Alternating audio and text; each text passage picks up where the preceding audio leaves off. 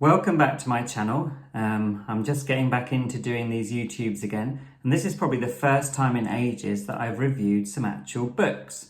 Last week I did a really quick look at a movie, Jungle Cruise, and before that I did a tag.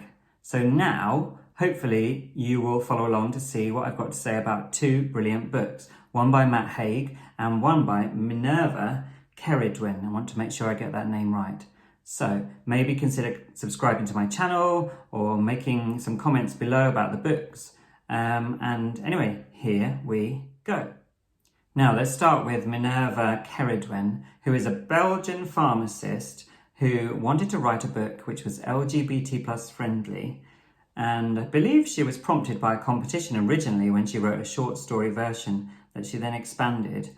And this one is about a dragon and a knight who get along and actually have a kind of friendship.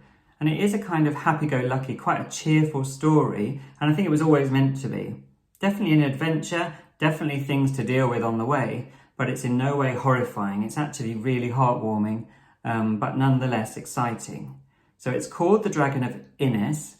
I hope I pronounced it correctly. It's about a village where somebody had been, or something had been, taking things like clothing and rich possessions, and the local knight, who was very gallant but hadn't really done anything knightly, was sent on a mission to find them. And he found them in a dragon's cave, and every time he went there he kind of formed a basic friendship with this dragon, who actually was quite a friendly dragon. Well, later on somebody in the village went missing, the baker's wife, and or maybe it's the baker herself actually, and they went to find out where she'd gone, and that's where the adventure took us on an interesting journey. And it's a short book. On my iPad it was 65 pages, but it really held my attention. It was a very, very positive book. It was an endearing book, but nonetheless, like I said, it had those adventurous qualities, and there was some excitement, and there were some spiders in it as well. Luckily, these spiders weren't the huge Harry Potter type, but nonetheless they were a menace originally.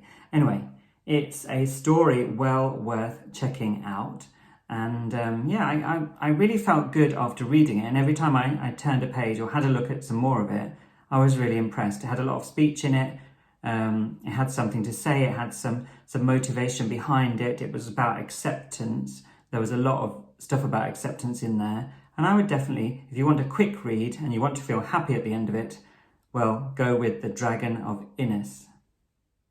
Okay, let's follow that with some Matt Haig. Now, I'm often reading Matt Haig's non-fiction books, and I particularly enjoyed The Midnight Library, which was a fiction book, which is now going to be made into a movie. But let's think about the humans. This one caught my eye, and it's not an overly long book, maybe 250 pages, something like that.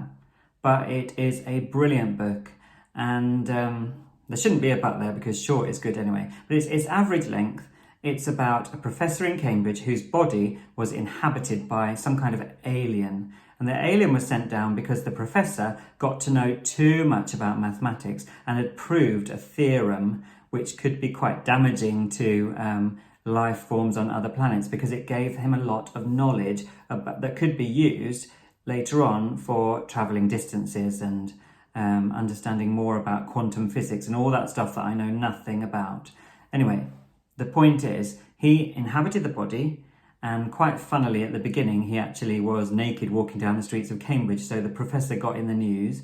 Eventually he found his home, he got to know his wife and his son, and he realised that they had issues, as every family does, and he started to look at it as an alien, sort of analysing the things that humans do, thinking how particularly weird they are, how peculiar, and how they perhaps don't make sense to outsiders. But he started to warm to humans and realised that there was more than just being robotic about your life, and it was interesting to develop friendships and to start to care about people and to be cared for and loved. So he had two minds. He had the mission they had to do, and the mission was to take out anybody who knew anything about this theorem, eventually even having to get rid of his own wife and his own child, although they weren't his, obviously, because he'd taken over a body, but you know what I mean. But he started to warm to this family, and so he had the other side of him saying, hang on a minute, I quite like humans. Even though they've got a short lifespan, they've got something interesting to say, and they have arts and they have passions.